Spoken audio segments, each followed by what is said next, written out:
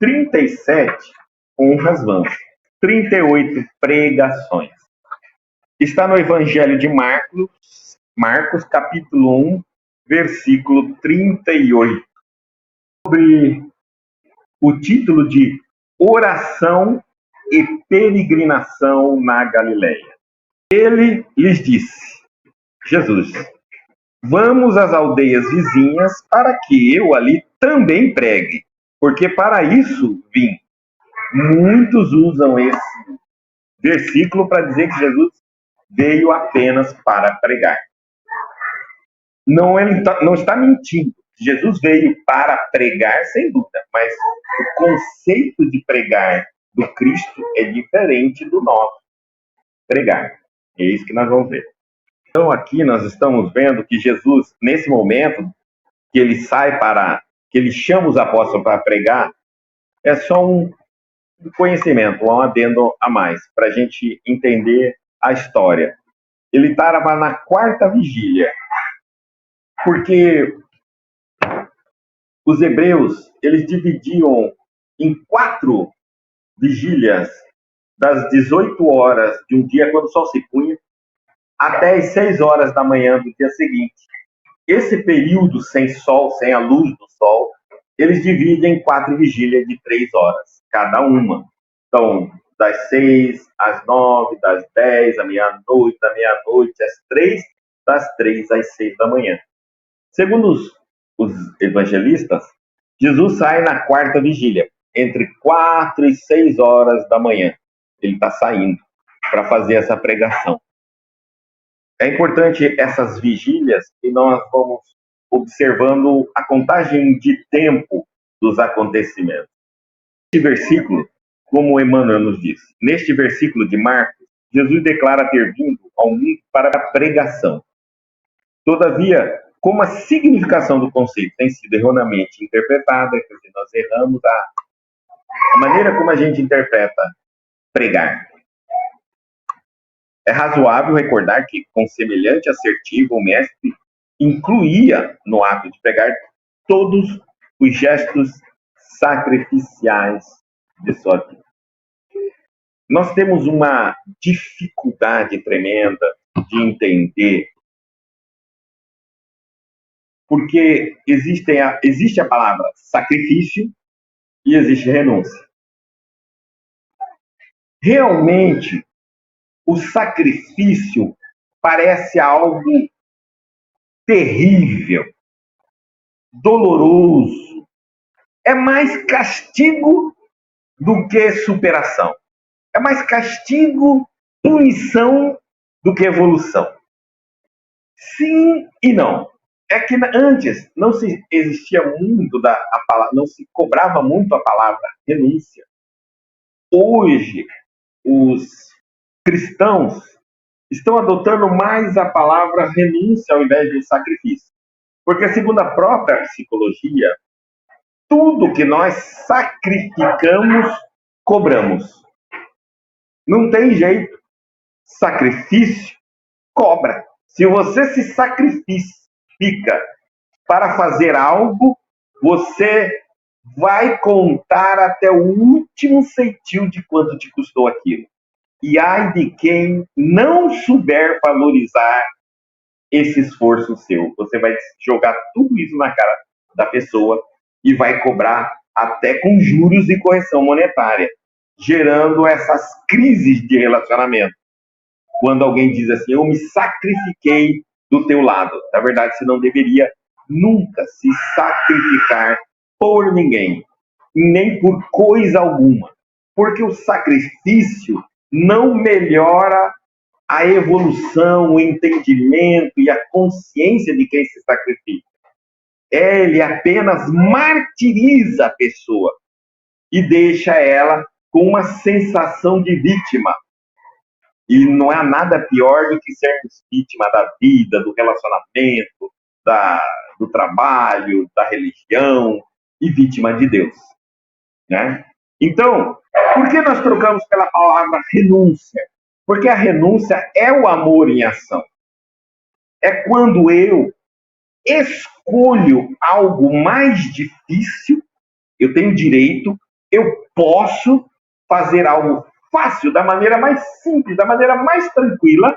No entanto, eu opto por livre e espontânea vontade, apenas por amor e por consciência, a escolher a parte mais difícil, a maneira mais difícil, tá certo? E quando eu faço isso, eu não cobro, porque eu não estou me sacrificando, eu estou vivendo o amor. Vamos lá. Vamos supor que eu tenho um filho muito difícil. Então, esse filho me dá muito trabalho. Eu tenho duas maneiras: expulso ele de casa, ou eu faço uma renúncia para viver ao lado dele, com ele, e tentar buscar essa convivência harmônica. Se eu expulsá-lo de casa, é a forma mais simples. Eu posso. Tudo nos é pedido. Mas eu devo? Não devo. Então, eu vou falar o seguinte: mas e aí? E se eu me sacrificar para viver com esse filho? Não faça isso. Porque você não vai perder tempo para jogar na cara dele o esforço que você está fazendo em nome do sacrifício. Quando você se sacrifica, você sente que perde algo por aquilo que você poderia não ter optado. Você se desgasta, você cansa. Quando você renuncia, você faz uma troca de autossuperação. Você se vê melhor, você se sente forte e você se sente bem por perceber em você o amor, como o amor te transformou num ser humano mais forte. Compreendeu a diferença entre sacrifício e renúncia? Quando eu me sacrifico com um filho, eu crio atritos com ele o tempo todo. Mas quando eu renuncio, eu tenho paz. O filho meu não muda porque eu renunciei minha vida, viver minha vida livre, sem filhos e tudo mais, sem aquele problema do meu lado. Não. Ou o filho meu não muda por eu ter renunciado e vivido ao lado dele dali em diante. Também não. Meu filho não vai mudar com uma atitude minha. É eu que vou conseguir deitar na minha cama, dormir e sentir que estou cumprindo a minha missão de livre e espontânea escolha. E não há nada melhor na vida do que você ter liberdade para escolher o que você escolheu todos os dias. Tá certo? Por isso que o casamento, para nós, também não é algo indissolúvel. Porque se você... Quem escolhe se casar é o homem fala, errou na escolha. Vale a pena agora ficar dois seres humanos amarrados a vida inteira, sofrendo, se sacrificando, se espinhando, cobrando um do outro, porque fizeram a escolha errada? Ou é mais fácil os dois filhos livres para fazer suas escolhas certas? Então, é lógico que cada caso é um caso, mas nós estamos explicando um síntese genérico, né? A síntese genérica dos processos. Daí, Jesus está falando que é esse sacrifício que ele está citando aqui, e que aparece em vários pontos, nós deveríamos ver como uma palavra renúncia, que é a forma mais evoluída de se relacionar com aquilo que nós podemos escolher. E quando escolhemos para o nosso bem. Veja bem. Então vamos lá. Eu renuncio para cuidar da minha mãe, do meu pai, são velhos. E então eu já estou numa certa idade, que eu podia sair, passear, me divertir, mas eu tenho que ficar cuidando. Meu pai ou minha mãe tem que estar na cadeira de roda, eu tenho que dar banho, eu tenho que cuidar dele. Eu tenho duas maneiras: ou eu me sacrifico, ou eu renuncio à minha saída à noite, à minha juventude. Se eu me sacrificar, eu não vejo a hora do meu pai ou da minha mãe, aquele que eu cuido, morrer. E eu me ver livre. Eu fico pendurando na conta dele todas as noites, os locais que eu deixei de conhecer porque tinha que ficar em casa cuidando deles. Eu conto as horas de esforço que eu cuido deles. Veja como é um martírio. É um martírio. E gera martírio mesmo. O sacrifício gera martírio. Mas a renúncia não. A renúncia eu faço com todo amor. Eu entendo que aquele pai, aquela mãe está cobrando de mim aquilo que eu posso dar de uma maneira muito natural, com muita consciência. E só tem essa maneira de eu enxergar que esse conteúdo de amor existia dentro de mim, quando alguém aqui fora cobra de mim. Então eu agradeço a esse pai e a essa mãe por eles existirem e extrair de mim, fazer com que eu exercite em mim esse amor dessa forma, dessa maneira. Se ele não existisse, eu nunca saberia que sou capaz de amar uma pessoa, de cuidar de uma pessoa, muito mais em prioridade na minha vida do que eu sair e viver minha juventude. Então, eu tenho muito a agradecer às pessoas que me provocam a renúncia. São elas que são os meus professores de prática. Eu agradeço demais a essas pessoas por elas existirem na minha vida, porque elas mostram o quanto eu sou forte no amor. Enquanto que o sacrifício não, é uma guerra, é um suplício, é uma disputa para ver quem vence. E aí ele está dizendo assim, por que nós estamos esclarecendo isso? Porque tem duas correntes hoje no nosso século falando sobre a educação. E aí alguns cientistas apontam para um lado, outros apontam para o outro. E para chegarem, esses que apontam para uma determinada direção, fizeram testes. E os outros também, assim vão indo. Muitos de nós entendemos que quando negamos algo a alguém, então, por exemplo, na educação de um filho, dizemos, não, meu filho, agora não. Isso ainda não. A disciplina, que é, na verdade, o amor em ação, disciplina é amor em ação. Quem ama, disciplina. Quem disciplina, ama. Porque quem disciplina se preocupa. E quem não se preocupa, não disciplina. Né? A disciplina é algo muito importante para nós humanos. E só quem nos dá é quem nos ama. Quem se preocupa com o nosso futuro, com o nosso amanhã, com o ser humano que eu vou me tornar no dia seguinte. Então, para essa preocupação antecipada, deve haver amor. Bom, mas existe hoje uma corrente que diz que não deve se disciplinar a criança. E daí nós estamos vendo os verdadeiros reizinhos, os doutores, né, terríveis. E que agora tudo que é qualquer choro, qualquer problema que tem com a criança é TDAH, e aí nós temos um monte de siglas. Uma quantidade de siglas gigantesca, que nem nós sabemos para que elas servem, não é verdade? E, no entanto, uma parte da ciência hoje, os neurocientistas fizeram um pequeno teste. Eles colocaram 10 crianças, escolheram 10 crianças e colocavam em uma sala. Na sala ficava somente a criança, uma mesa onde a criança fica sentada e um doce. Poderia ser jujuba, que geralmente é mais colorido, né? E tem aqueles açúcares em cima.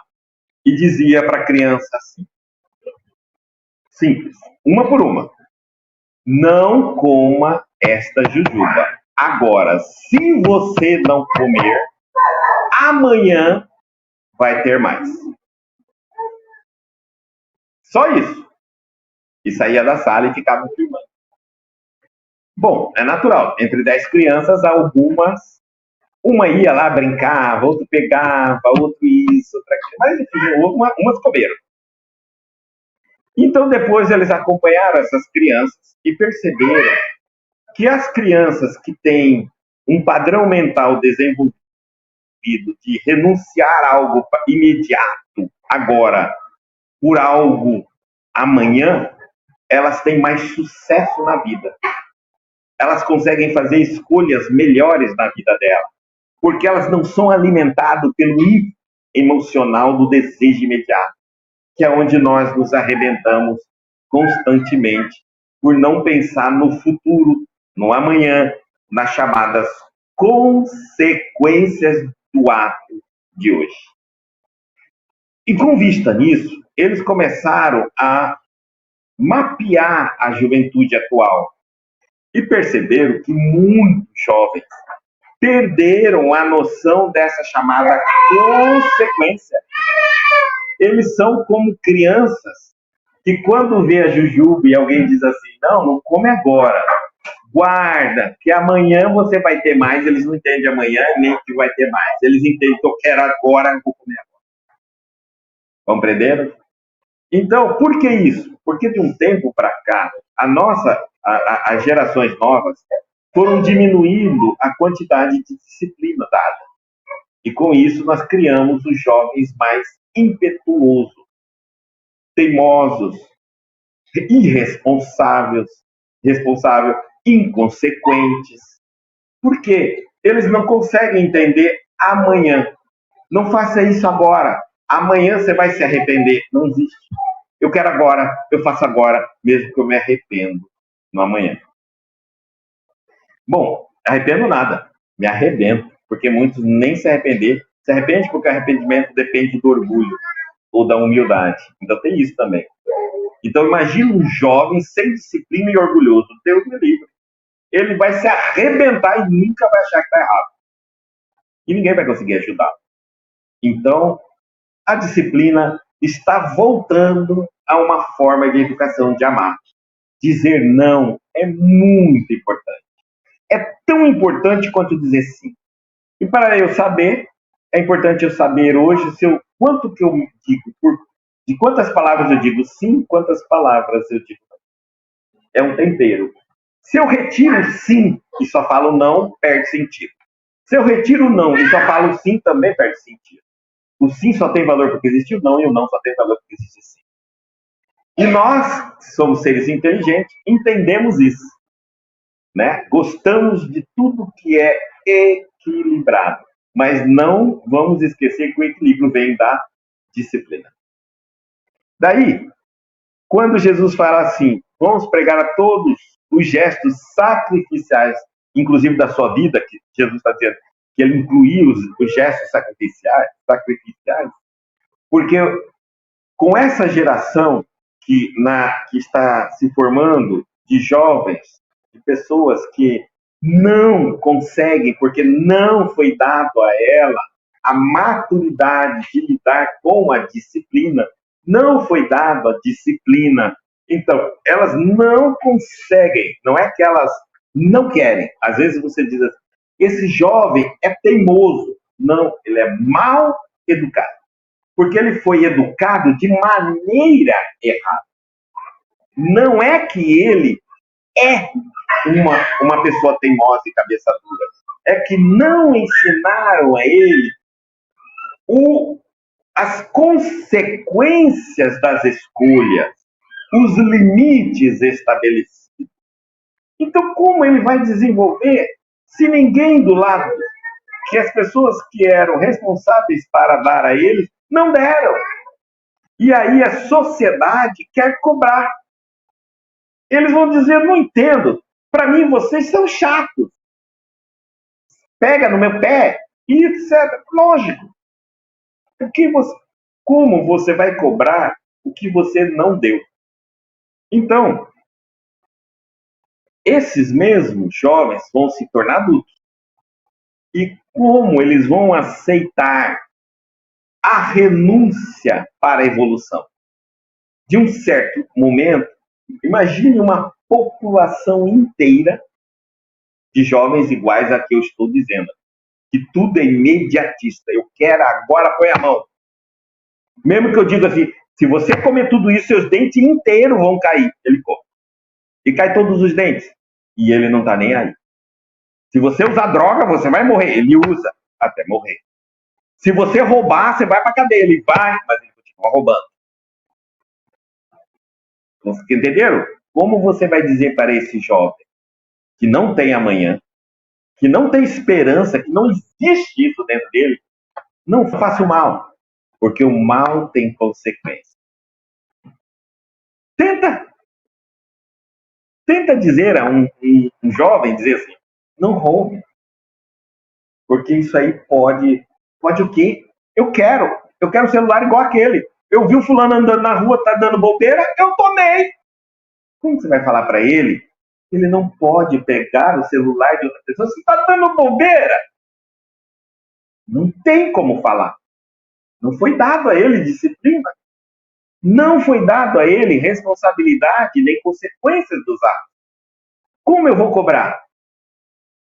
E aí, então, como nós vamos trabalhar a natureza religiosa, moral de um ser humano, se não houver disciplina?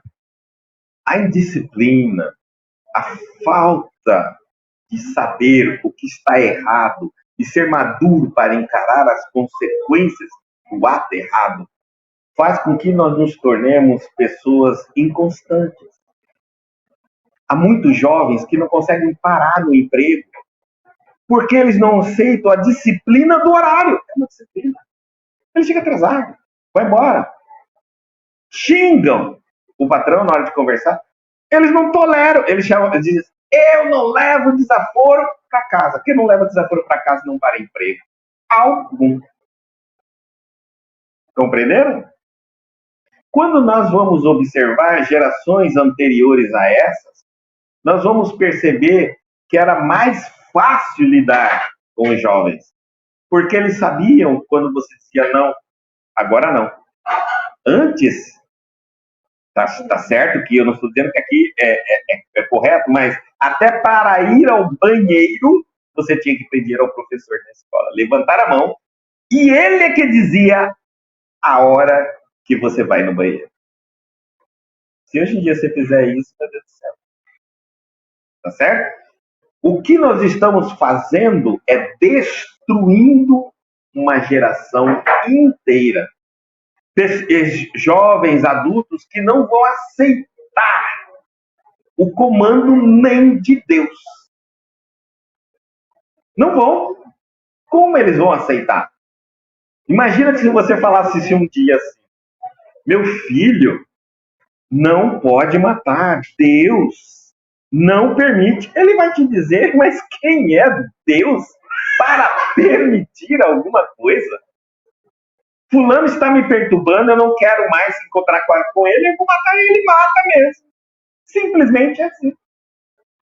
Não tem limite, porque não há consequências possíveis, não há responsabilidade, não há prevenção dos atos. Nós criamos isso. Então estamos vendo, estamos assistindo cada vez mais. E daí toda essa geração não vai aceitar direção, disciplina religiosa em hipótese alguma.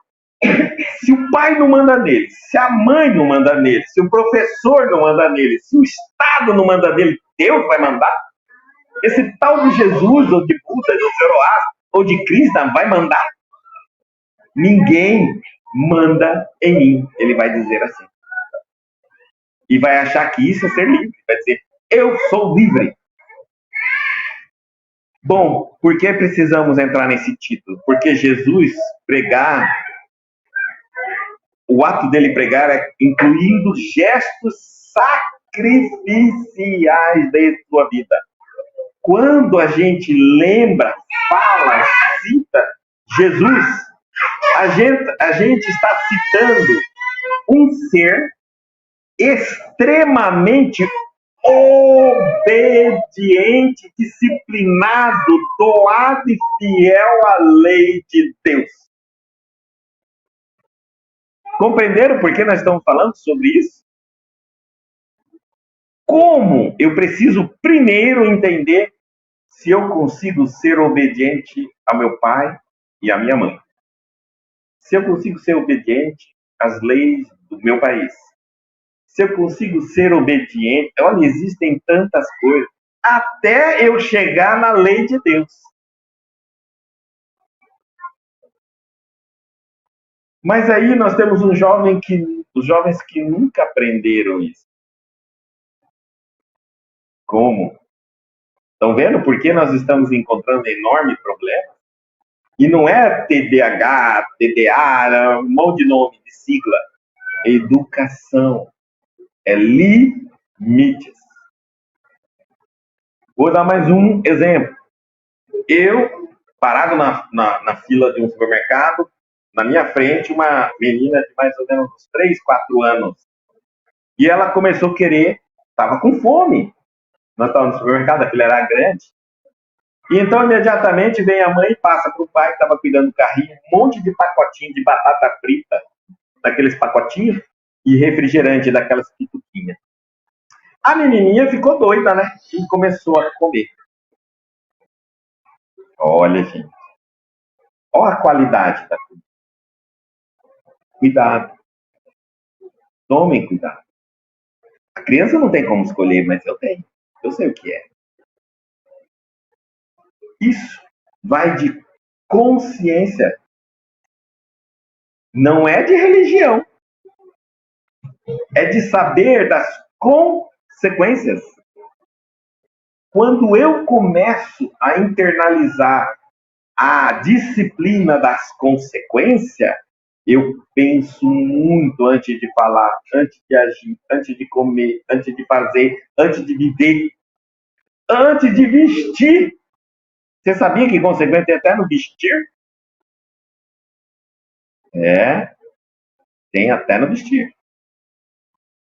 Se eu não tenho isso, eu não tenho. Simplesmente me falta um caráter, uma característica, e isso não nasce com a criança. É os pais. Somos nós. Então vamos, gradativamente, voltar a entregar, a desenvolver filhos que vão servir a Deus, não a religião, se nós não acreditarmos nisso. Não estou dizendo que nós vamos criar seres humanos que servem a Deus, ao espiritismo, ao catolicismo, ao evangelismo, ao budismo, ao zoroastrismo. Não. Vamos ver se nossos filhos hoje conseguiriam respeitar as leis de Deus, temer a Deus. Isso é possível quando eu tenho medo das consequências. Se eu não tenho medo das consequências, eu não respeito as leis. Impossível. Então, continuando o texto, geralmente vemos na Terra a missão de ensinar muito desmoralizada. É normal. A ciência oficial dispõe de cátedra. A política possui tribunas. A religião fala de púlpitos. Contudo, os que ensinam, com exceções louváveis, existem exceções, quase sempre caracterizam por dois modos diferentes de agir. Exibem certas atitudes quando pregam e adotam outras quando em atividade diária. Muitos pais desistem, eu sei, de educar os filhos, porque antes de educar eles têm que ser aquilo que dizem. Senão os filhos começam a debochar, né? Criança é incrível. Ela não está nem aí para o que você fala, ela está aí para aquilo que você faz. Portanto, você pode falar para o seu filho assim, ó, não passa sinal vermelho, não passa sinal vermelho. Primeiro que você passar no sinal vermelho, ele vai falar assim, papai, você passou no sinal vermelho. Você pode ter dito antes de passar nesse sinal vermelho para o seu filho 1000 vezes. Você só passou uma vez no vermelho e ele te viu. A vida inteira ele vai furar sinal. Criança aprende com as nossas atitudes. E isso, há um tempo atrás, vamos voltando à história. Há muito tempo atrás, nossos pais tinham a satisfação, o prazer de ser pessoas corretas, pessoas idôneas, pessoas honestas. E de viver uma vida que seja aparentemente uma vida correta, bem visto. Porque eles tinham que educar seus filhos. Então eles tinham que ser esse exemplo. Passado um tempo, a tolerância da humanidade aumentou, então os pais passaram a simplesmente a ter que falar o que é correto e fazer o que ele quer fazer, tudo errado.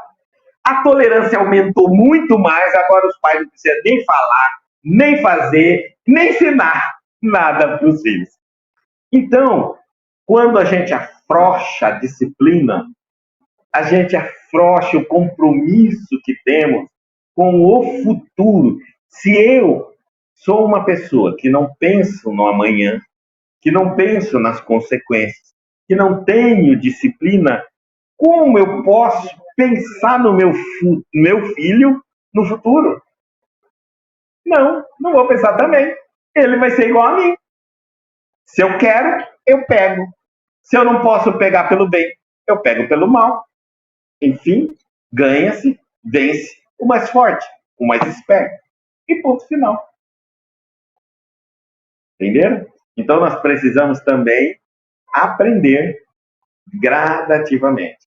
E é muito interessante, porque eu estou também dizendo isso, que quando a gente lida com jovens, a gente vai falar para o jovem alguma norma, que ele tem que viver de maneira correta, aquela norma, a primeira coisa que ele cita é o que está errado dentro de casa.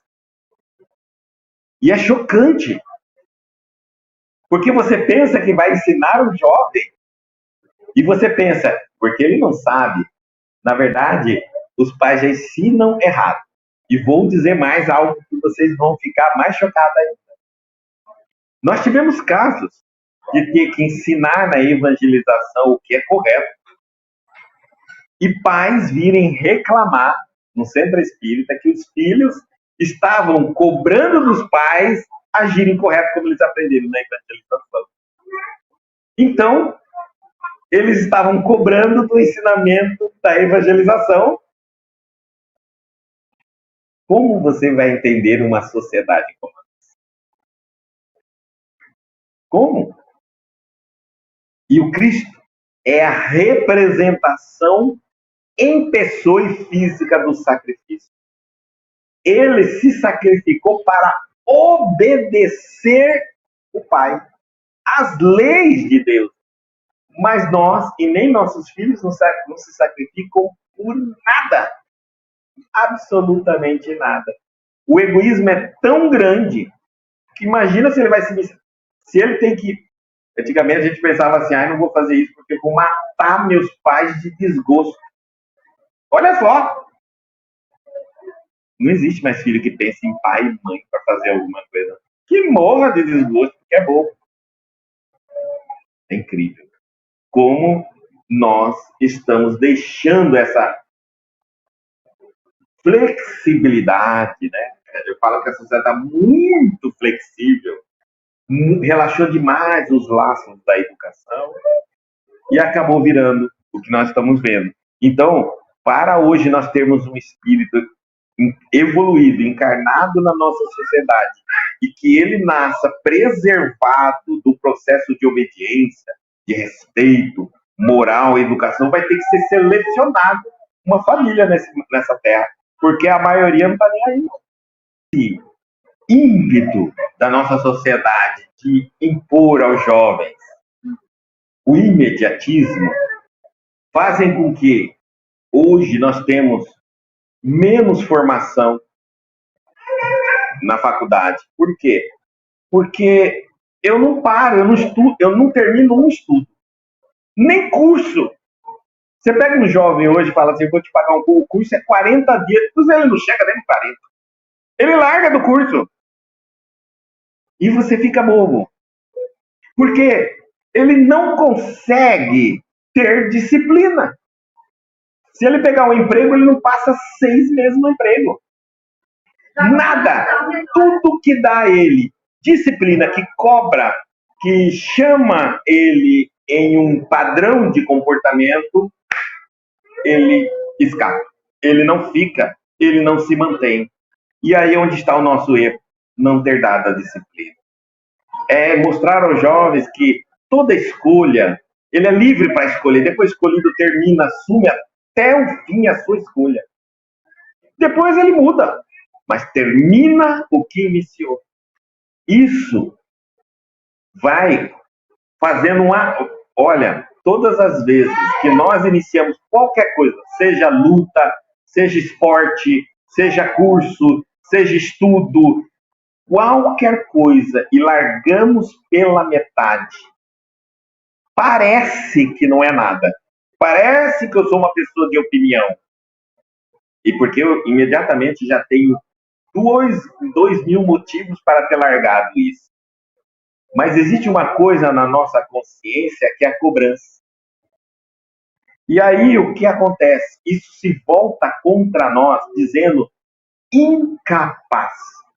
Quando eu lembro da quantidade de cursos e coisas que eu já iniciei e não terminei, vem uma dúvida muito grande em mim. Será que eu sou capaz?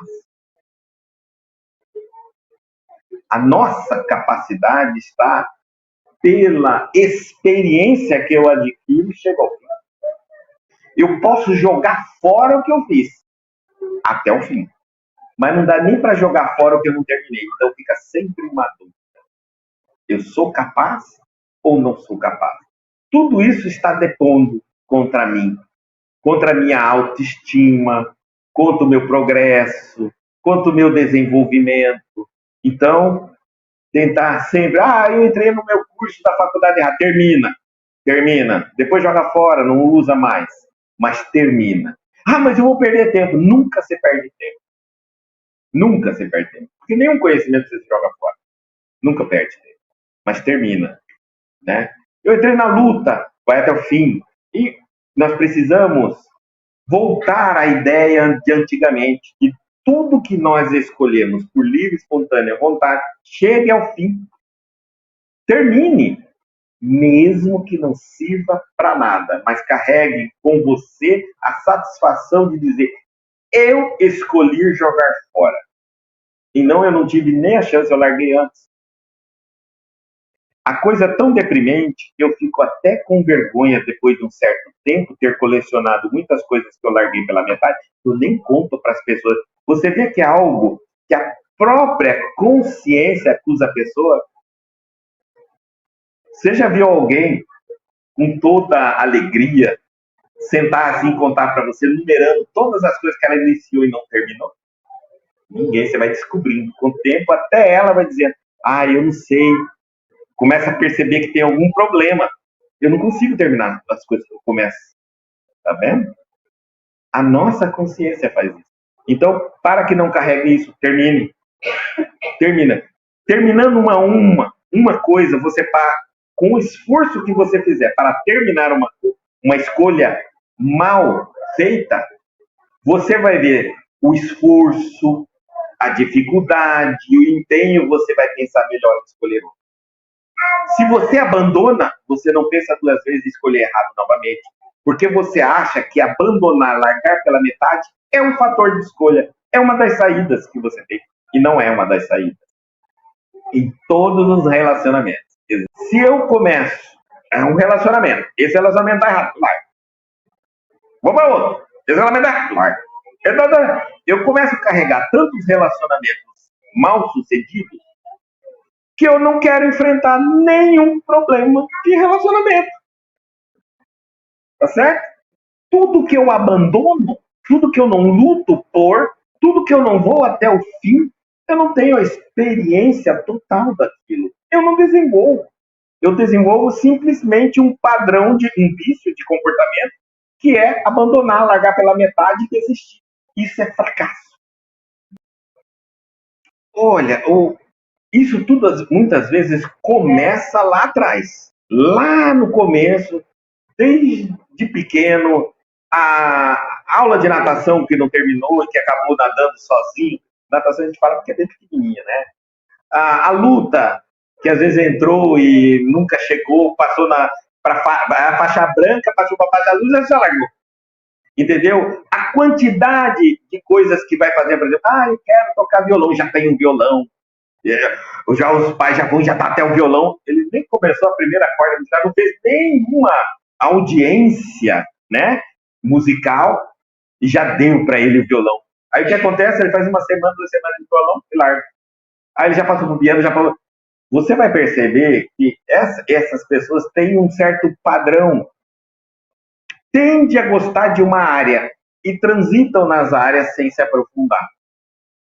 Mas isso muitas vezes vem, primeiro, ela não precisa, não sente uma responsabilidade de provar a ela mesma sua capacidade. Geralmente tem alguém interessado na capacidade dela. Então, por exemplo, se eu vejo o meu filho dedilhando um violãozinho, falando que gosta, já vou lá e já compro o violão para ele. Porque, na verdade, eu não quero que ele aprenda. É eu que quero ter o orgulho de dizer que meu filho sabe violão. Então, eu preciso logo comprar o violão. Porque a hora que ele aprender a tocar violão, ele compra o violão dele. Isso seria mais digno para ele. Nós não imaginamos, hoje a gente sabe, o quanto a nossa consciência dá valor por aquilo que a gente adquire do nosso esforço e não doado e ganho pelos outros. É desanimador. Alguém te preenche. Eu sou dentista, eu me formei em dentista. Meu pai vem e monta meu consultório. Tudo que eu olho, não fui eu que consegui. Eu atendi um jovem, ele se casou, passou um tempo, ele estava bem de vida, e foi um choque para mim, porque ele me chamou para conversar na casa dele, para conversar, e ele contou que é a maior decepção da vida dele, e que agora, mais ainda, a mãe havia falecido, e agora veio parte da herança, o pai dele era fazendeiro, muito bem de vida, e ele falou, Guto, para mim, a minha maior tristeza é que tudo que você vê aqui não veio do meu trabalho. Vocês acreditam nisso? Tudo. Ainda falou assim, até o sofá que você está sentado na minha casa não veio do meu trabalho. Eu queria ver se eu sou capaz. Eu entendi aquele jovem. Vocês não entendem? Às vezes, os pais não percebem o quanto o esforço para adquirir a gente, na ânsia de querer atender os filhos para que eles não passem as dificuldades que a gente passou, mas a gente esquece que a dificuldade que a gente passou é que nos tornou maduro e que se eu tirar essa dificuldade dele, é o que vai faltar na educação dele, maturidade, é aí que eu entro. É a hora que eu mudo a receita do bolo, porque eu sou feito de uma receita do bolo do meu pai e da minha mãe. Aí eu faço uma outra receita do bolo para o meu filho e o trem não vinga, nem cresce, não presta nem para comer. Aí eu vou ver o que está de errado daqui para lá que não estava de lá para cá. Tem alguma coisa? Observa e você vai perceber. Nós somos feitos da nossa educação. São padrões criados. Largar, fugir, desanimar, desistir, abandonar, fracassar. Vicia. Vicia num tanto, que eu, apesar de carregar muita culpa por isso, fica difícil viver sem. Fica difícil. Nós nos acostumamos com tudo, com o sucesso e com os fracassos. E de uma certa forma, tudo me alimenta. Depende do que eu busco, da qualidade da alimentação, mas tudo alimenta. Tá certo? Então eu tenho que tomar muito cuidado. Eu sempre digo a um jovem assim, pense muito antes de escolher o que quer. Depois de escolhido, não se arrependa. Faça até o fim. Supere. Esteja pronto para assumir as consequências da sua escolha, que sempre terá, mesmo a mais perfeita escolha, vai ter consequência boa, mas vai ter. Consequência inevitável. Boa ou certo, não tem como. Quando eu fico fugindo de consequências, também é uma forma de eu evitar fazer escolhas. Eu não quero arriscar ter uma consequência errada ou não dar certo. É uma fuga. É uma fuga. A vida, ela vai passar. E as horas são muito importantes. Aqui é uma escola, é um grande laboratório. Não precisa dar certo tudo, não precisa dar errado nem tudo que você faz. O importante é ter feito. É ter escrito, é ter passado, é ter experimentado, é ter crescido e aprendido com as consequências de tudo que eu vivi. Mesmo que você tenha feito uma escolha e seja melhor que sua vida, você não sabe se vai durar uma hora, um dia, um minuto, 100 anos. Mesmo que você tenha feito uma escolha errada, você também não sabe se vai durar. Mas o que importa? Nada nos atinge em espírito. O que importa é o que eu aprendo e levo como espírito do que eu fiz aqui na Terra. Por isso, experiência tem que ser levada até o fim, tem que ser pensada, vivida, refletida. Ela realmente nos faz crescer. Eu estou falando isso porque eu acho que se eu quiser pensar como um Deus, imagine você pensar como Deus. Pode ser um absurdo, mas vamos tentar fazer um exemplo aqui. Deus podia tudo e mandou seu filho Jesus à Terra. O que esse homem passou e o Deus que o amava, vendo e nada fez, e ele que podia fazer o que quisesse, porque tinha poder, e também não fez, porque ia desobedecer ao Pai, e o Pai, para manter o seu filho ali, e o Pai, amando o seu filho, não permitiu a ele desobediência. Aonde está a nossa forma de amar? Aí eu penso, quem nos moldou assim? Se nós não somos nem Deus, não poderíamos amar os nossos filhos e fazer o que Deus fez a Jesus? Não é para ficar livrando nossos filhos de problemas, dificuldades, empecilhos e lutas da vida. Deus não carregou Jesus enquanto esteve na terra.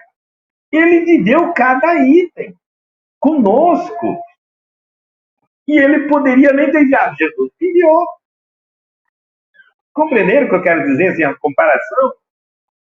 Se Deus mostrou para nós o que é o amor é permitir. O amor não é livrar os nossos filhos das circunstâncias difíceis, é ensiná-las a superá-las.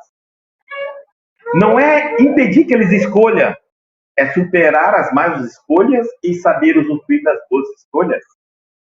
É discipliná-los, é fazê-los crescer, é ensiná-los a dizer não e sim. Agora não, agora sim. Mais tarde será melhor. Se eu não conseguir fazer isso a um filho, eu nunca vou conseguir ensinar religião alguma. Porque tudo que nós fazemos aqui na Terra é para o dia que nós morrermos um dia. Irmos ou não para o mundo que cada um tem um nome. Céu, mundo espiritual, colônia espiritual, sei lá o nome que for. Mas não é depois desta vida. Se eu não ensinei isso ao meu filho, o amanhã, o futuro, o depois, a responsabilidade, as consequências, nenhuma religião fala. Ele não vai se vincular. Porque tudo só fala isso. Disciplina, obediência. Não tem jeito. Toda dissertação moldada no bem é útil, ele está falando. Não está falando aqui que ensinar está errado. Não, toda dissertação moldada no bem para o bem é útil. Jesus veio ao mundo para isso. Pregou a verdade em todos os lugares. Fez discursos de renovação. Comentou a necessidade do amor para a solução de nossos problemas. No entanto, misturou as palavras e testemunhos vivos desde a primeira manifestação do seu apostolado sublime até a cruz. Jesus nunca foi a exceção da lei de Deus. O ser mais evoluído, o maior mestre de todos os tempos, nunca disse: eu posso, mas você não pode. Faça o que eu mando e não faça o que eu faço. Ele foi o primeiro.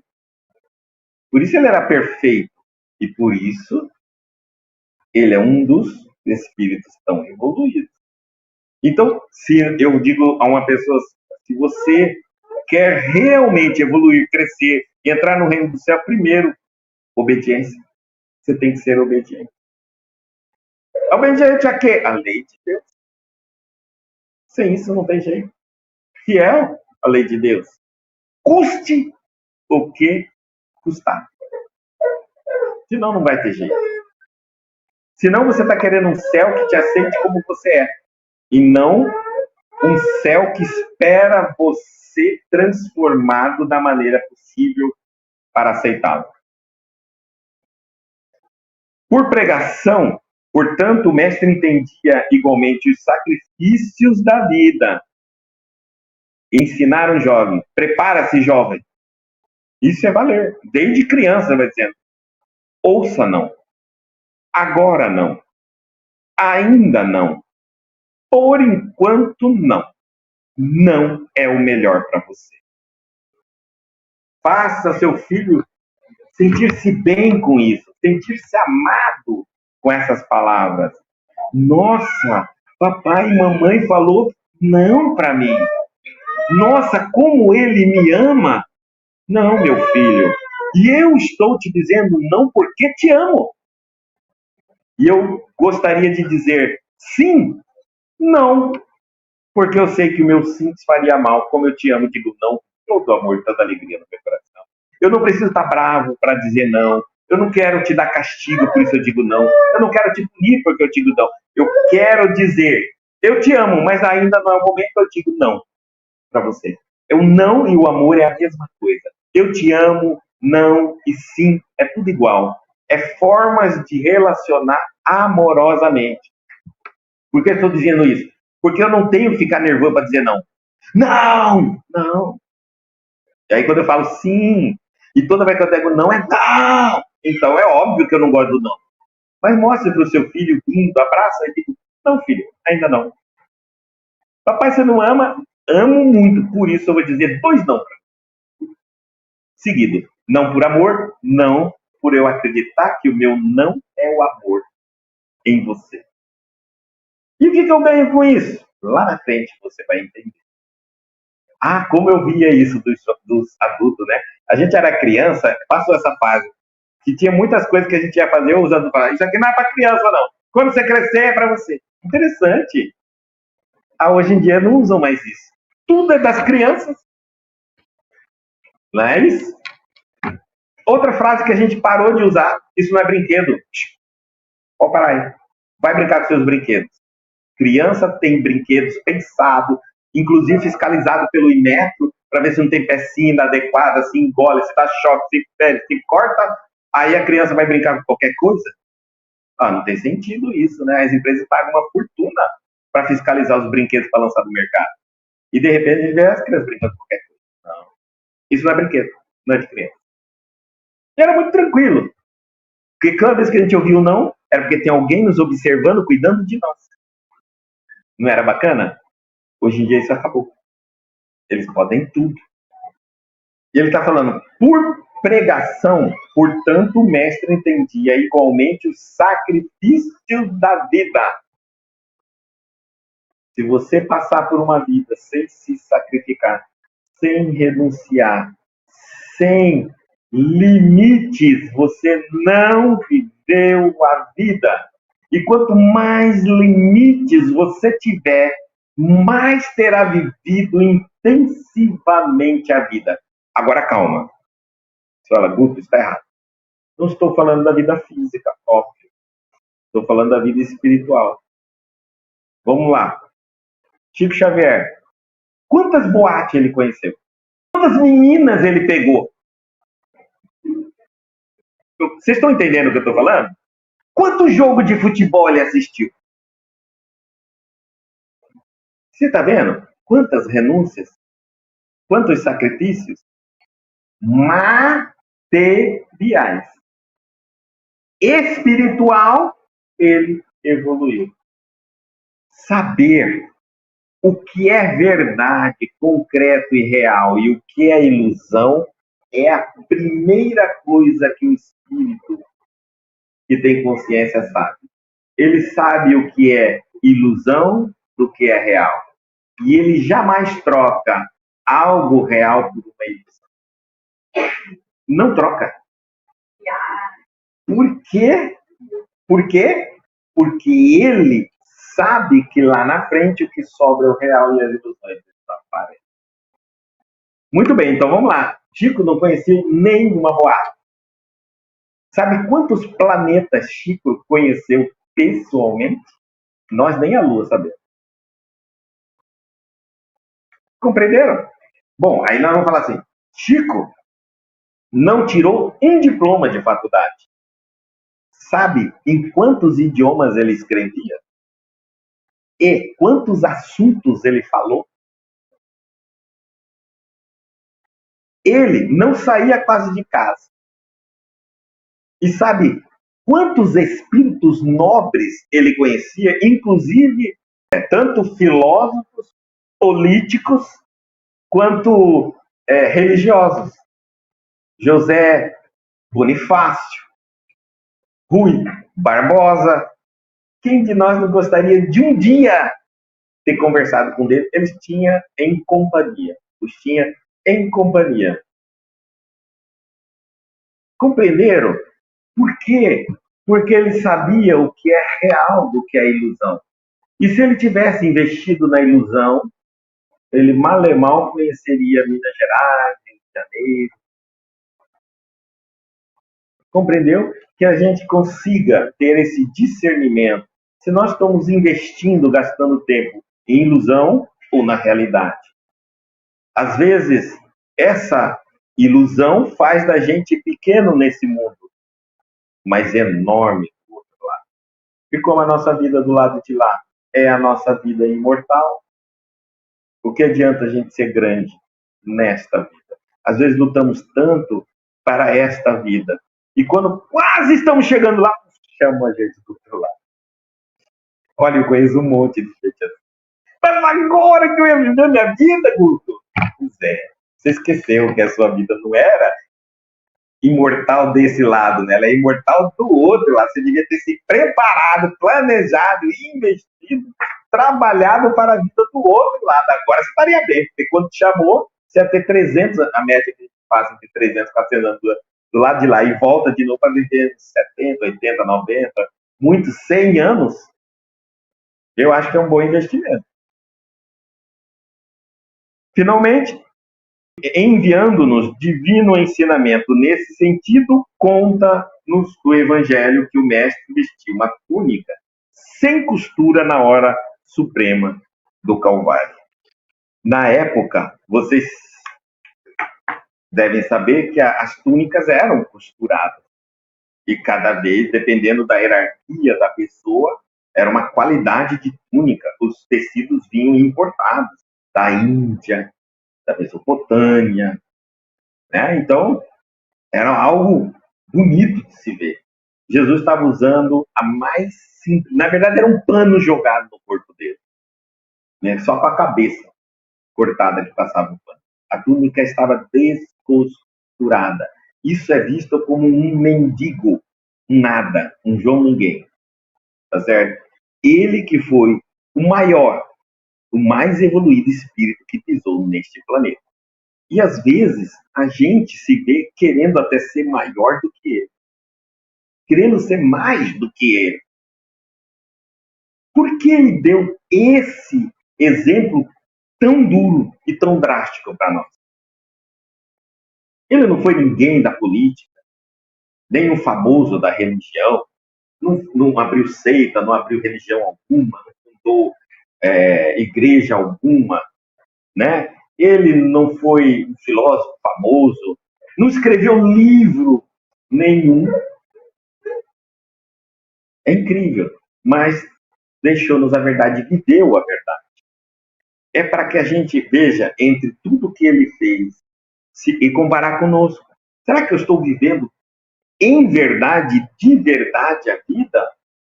Ou estou deixando a vida passar correndo atrás de ilusões? Mas, Guto, e se a minha ilusão é a forma de eu viver a vida? Então, você vai sentir um impacto tremendo quando partir para o mundo espiritual. E você vai sentir um break enorme.